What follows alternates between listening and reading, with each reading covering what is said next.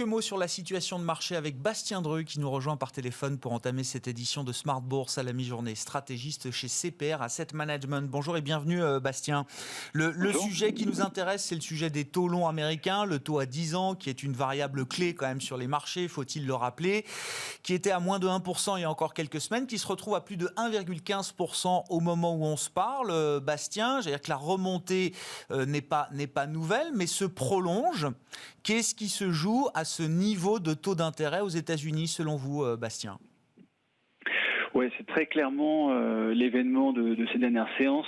On a un 10 ans là qui a pris quand même 25 points de base depuis le début de l'année, ce qui est quand même beaucoup. On a un taux 10 ans qui est à 1,16% ce matin, avec une assez forte pontification de la courbe.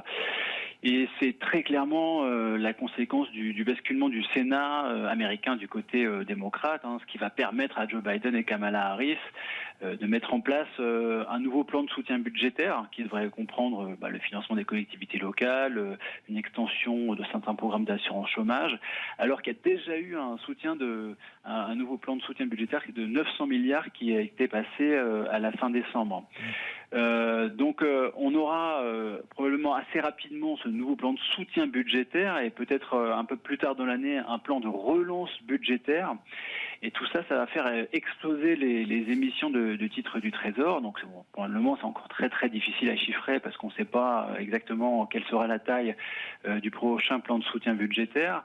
Mais on pourrait très bien imaginer un déficit de 2021 qui approcherait les 3500 voire les 4000 milliards de dollars. Ce qui est vraiment très important. Et alors que la Fed, si elle continue son programme, ne devrait acheter que 960 milliards de titres du Trésor cette année. Donc on a 960 milliards d'achats de la part de la Fed pour des émissions, on va dire, entre 3 et 4 000 milliards cette année. Des achats de la Fed qui sont très très largement en dessous de ces achats très largement en dessous de ces émissions nettes, ce qui est complètement l'inverse de ce qui se passe en Europe où les achats de la BCE sont supérieurs aux émissions des différents États européens. Est-ce qu'il faut comprendre, Bastien, que plus les ambitions de relance aux États-Unis, plus les plans de soutien, les plans de relance seront importants, mieux ce sera pour l'économie réelle, ça c'est un point quand même important, mais plus ce sera un casse-tête pour la Réserve fédérale américaine ? Oui, ça va devenir de plus en plus compliqué à tenir pour la position actuelle va être de plus en plus compliquée à tenir pour la Fed. Donc elle s'est installée dans une sorte de pilote automatique où elle achète 120 milliards de titres par mois, dont 80 milliards de titres du Trésor. On peut imaginer qu'il y aura des pressions finalement assez rapidement sur la Fed. Pourquoi ? Parce que actuellement, quel est le gros problème de l'économie américaine ? En ce qui concerne la Fed, c'est quand même le marché du travail. Il y a 10 millions d'emplois qui sont encore manquants par rapport à avant la crise. Et ce qui est très intéressant, c'est quand on va creuser un petit peu qu'est-ce que c'est ces emplois manquants. Sur ces 10 millions, il y en a quand même un tiers qui proviennent du secteur de l'hôtellerie-restauration. Ce secteur-là de hôtellerie-restauration a quand même supprimé un tiers de sa main-d'œuvre par rapport à avant la crise. Donc on peut imaginer que quand il y aura le déploiement du vaccin et une réouverture de l'économie, on aura quand même des créations d'emplois dans ce secteur-là qui seront très importantes. Puis aussi dans ces 10 millions d'emplois manquants, il y a quand même 1 million d'emplois gouvernementaux. Et là, c'est pareil. On a les emplois gouvernementaux qui ont baissé de 20% par rapport à avant la crise. C'est monumental.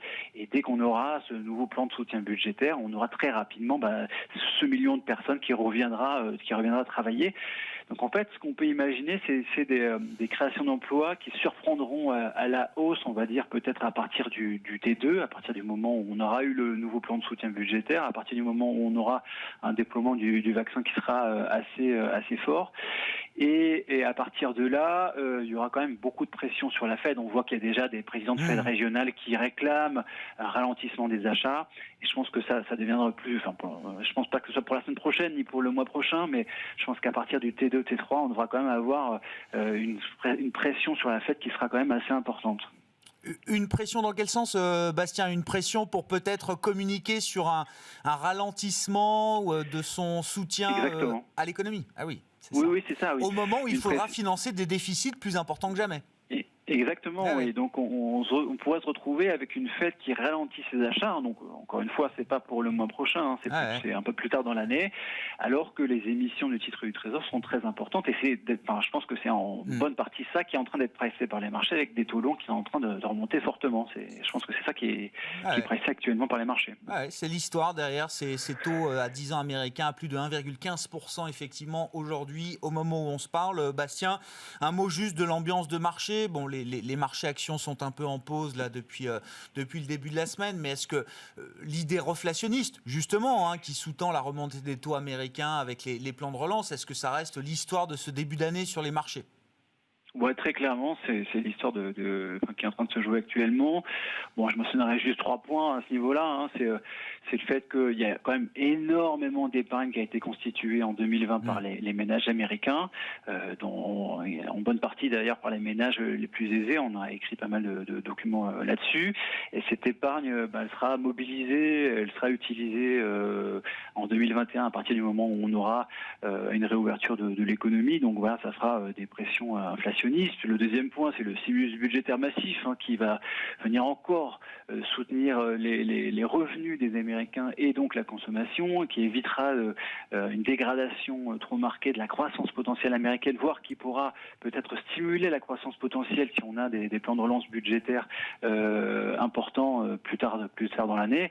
Puis après, ce qu'il ne faut pas non plus oublier, ce que tout le monde met un peu au second plan en ce moment, c'est le fait qu'on ait la Fed, puis peut-être bientôt la BCE, qui sont maintenant en average inflation targeting, donc qui toléreront peut-être plus longtemps un dépassement de l'inflation par rapport à sa cible. Et donc voilà, on a peut-être ça vient aussi contribuer à finalement cet environnement reflationniste sur les semaines qui arrivent. Merci beaucoup Bastien pour vos remarques, votre analyse de la situation de marché. Bastien Druck qui est avec nous par téléphone, stratégiste chez CPR Asset Management.